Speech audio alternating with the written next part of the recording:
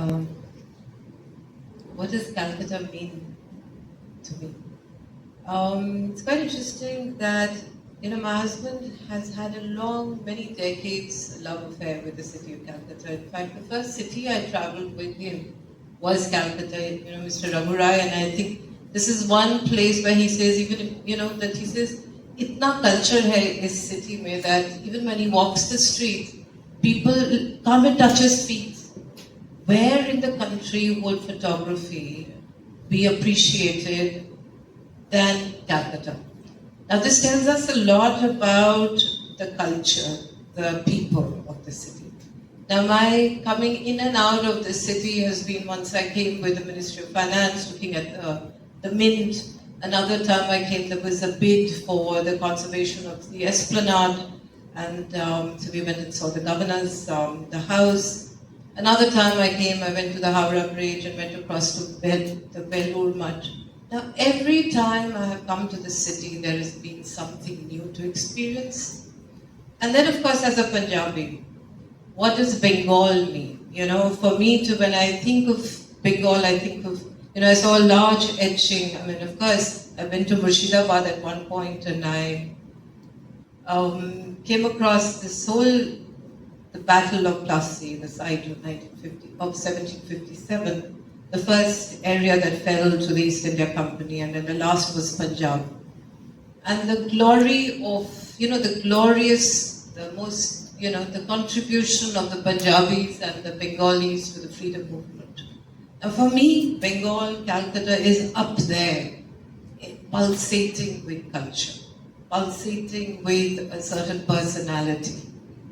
Now to experience I went shopping this morning to buy a whether it's textiles, whether it's food, whether it's music, whether it's, the Renaissance led by Rabindranath Tagore, the Bengal Renaissance, whether its contribution to the freedom movement is concerned, it's all here.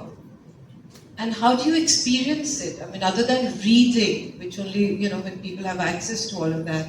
Bengalis, of course, I'm sure are great readers. But unless the cityscape, the landscape, is preserved, it's a wrong word in the Indian context, but unless you can experience it as you walk the streets of a particular city or a landscape, that these memories come to you, these experiences come to you. And it's critical because the moment, when you look at what happened with the cultural revolutions, the first thing they do is they remove buildings from the landscape. Because you remove the buildings and sites, within 2 generations, people would have forgotten what their cultural identity is. And that's why they broke all those buildings, whether it was Russia or China and so on. And now, of course, they're all reviving them, especially in China. And here in your landscape, in our landscape in India, we have some remnants left. Professor Menon says that we don't value it because we have too much. That he said 30 years ago. Now we've lost a lot. 30 years, we're really losing it. Unfortunately, between Vikas and I, we were having this conversation this morning as these old professionals, that the quality of expression in conservation, actually we haven't even developed our lexicon, our language. Do we really want to call it preservation or conservation or something else? And it's actually getting depleted. We have not developed, in 30 years of practice of conservation architects, we haven't developed our own vocabulary. We are still using the tools of the West because we haven't developed our language. And in fact, we are ready for that language. Maybe Calcutta can lead the way with the engagement of students.